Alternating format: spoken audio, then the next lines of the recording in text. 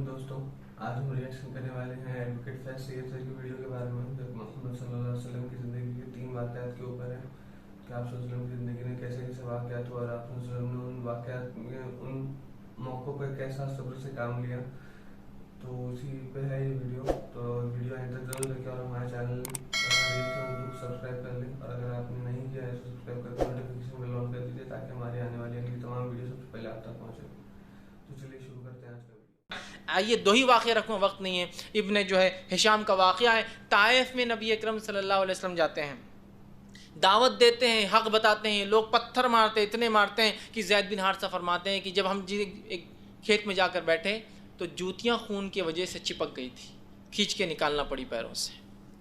اس کے بعد جبرائیل اترتے ہیں آسمان سے، چونکہ آپ نبی ہیں، اور ملک الجبال ایک اور فرشتے کو ساتھ لاتے اور کہتے ہیں نبی یہ ملک الجبال ہے، آسمان یہ جو پہاڑوں کا فرشتہ ہے، اگر آپ حکم دے تو طائف 2 پہاڑوں کے بیچ میں بسائے، حکم دے تو دونوں پہاڑوں کو یہ فرشتہ ایک جھٹکے میں ملا دیں گا. آپ کہتے نہیں، میں لوگوں کے لیے زحمت نہیں بنا کر آیا ہوں، رحمت بنا کر بھیجا کیا ہوں. میں امید کرتا ہوں ان کی نسلیں ایمان لائیں گے، لہٰذا چھوڑ دو. میں آپ سے سوال کرتا ہوں، جس نبی کو یہ پاورز حاصل ہو جائے اور نعوذ باللہ اگر وہ قاتل ہو تو کیا کوئی قاتل موقع چھوڑیں گا جب اس کو موقع ملا 2 پہاڑوں میں ساری نسلوں کو کرش کر دینے کا، ساری انسانیت کو برباد کرنے کا؟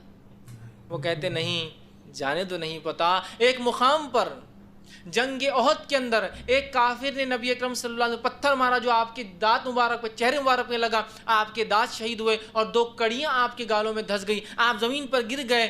سعد بن ابی وقاص اور چند صحابہ، 6 سے 7 صحابہ آپ کے اطراف میں ہیں اور خون آپ کے چہرے سے جا رہا ہے. آپ خون کو پوچھتے اور کہتے ہیں اے اللہ اس قوم کو معاف کرنا، اللہم اغفر لی قومی فإنہ لا یعلمون. یہ جانتے نہیں کس کے ساتھ کریں، لہٰذا چھوڑ دینا. کہ ایسا نہ ہو کہ اللہ کا غصہ جوش مار جائے کہ اس نبی کو میرے تم یہ سلوک کرتے ہو جو تمہارے پاس حق کا پیغام لائے. تو اللہ کے رسول کہہ رہے ہیں اے اللہ میری قوم کی مغفرت کرنا، معاف کر دینا ان کو، یہ میرے ساتھ اس لیے کر رہے ہیں فإنہ لا یعلمون.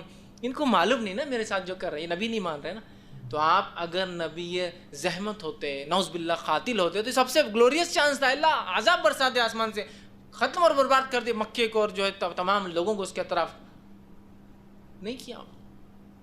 تو یہ میں سمجھتا ہوں 1 اور 2 مثالیں دی، یہ 2 مثالوں کو میں سے ایک بھی آپ رکھ دے اور ساری انسانیت کی قصے ایک طرف رکھ دے، اس کی برابری نہیں کر سکتی. ایک مثال اور دیتا ہوں، آخری مثال ہے، ایسی مثال ہے میں دعویٰ اور چیلنج کرتا ہوں انسانیت اس مثال کی برابر ایک مثال، ایک ایگزامپل لا دے کہ ایسا ہمارے پاس ہوا ہے یا ایسے لوگ تھے. ایسا رحم دلی، ایسا شفیق نبی، ایسا عظیم اور عظمت رکھنے والا نبی، ایسا برداشت کرنے والا، حلم رکھنے والا نبی کہ جس کی انتہا نہیں. فتح مکہ کو یاد کیجئے، الرحیق المختوم اور تمام سیرتوں کی کتاب میں یہ واقعہ موجود ہے. فتح مکہ میں آپ مدینے میں سے نکل کر مکے میں داخل ہو رہے ہیں، مدینہ آپ چھوڑ چکے، مکے میں داخل ہو رہے ہیں. 10,000 کا فوجی لشکر ساتھ میں، مکے کی آبادی 70,000 کے قریب بتائی جاتی ہے اس وقت تھی.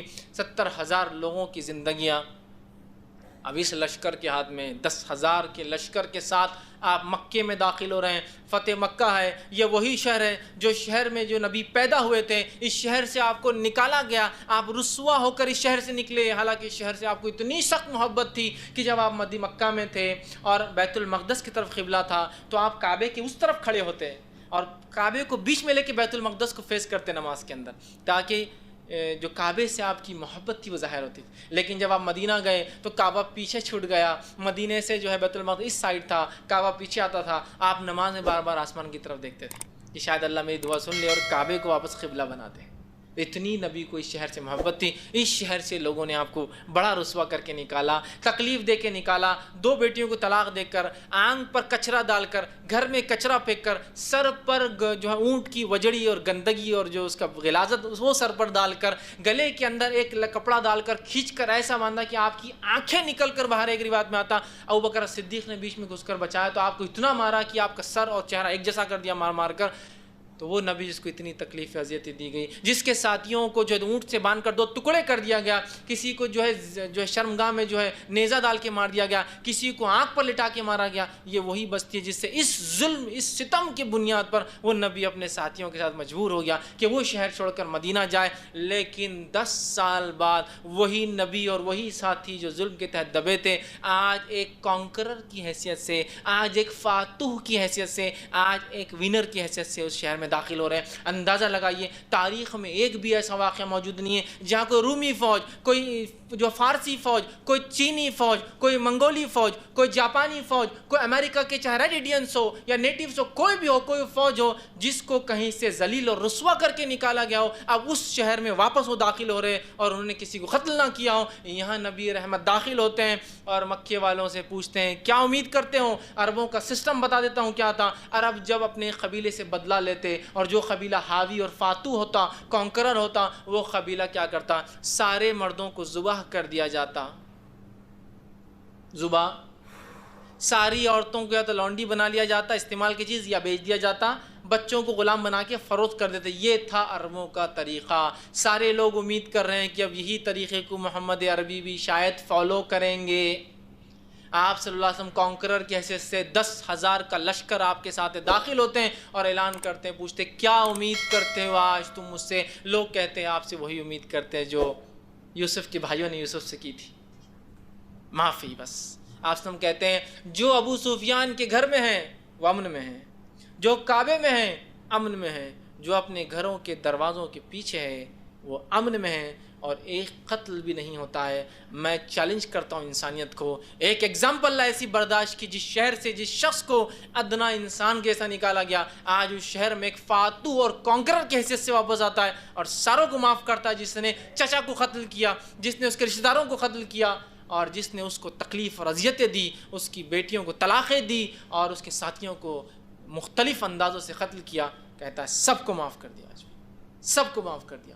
ارے یونانی، رومی، فارسی، چینی، منگولی، اسپینی، فرینچ، اور اس کے بعد وائکنگز، یا آپ کے انگلینڈ یا اسکاٹ لینڈ، آئرلینڈ، میں مثالیں دے سکتا ہوں۔ چھوٹی چھوٹی جنگوں میں جب یہ جیتتے تھے نا، تو انسان تو دور کی بات ہے، گدھے اور کتوں کو بھی ٹکڑے کر کے مار دیتے تھے زندہ رہنے۔ پوری کی پوری انسانیت اور نسل جتنی چیزیں سانس لیتی ہے نا، اس کو برباد کر دیتے تھے۔ اور آج کی موجودہ بائبل کے مطابق بھی جب بہت سارے مطلب بائبل کہہ رہی ہے، معاف کرنا، میں ان نبیوں کے بارے میں ایسا نہیں کہتا ہوں، لیکن بائبل کے مطابق جب موسیٰ علیہ السلام ایک قوم میں گھسے اور جتنی قوموں پہ انہوں نے حملہ کیا، ان کے مطابق ہر سانس لینے والی چیز کے ٹکڑے کر دیے گئے، ہر سانس لینے والی چیز کی، یہاں تک کہ گدھے اور کتے بھی ٹکڑے کر دیے گئے۔ گدھے اور کتے کیا کرتے ہیں؟ ٹکڑے کر دیے جاتے تھے۔ اس دور میں اس نبی نے ایک مثال دی رہتی دنیا تک۔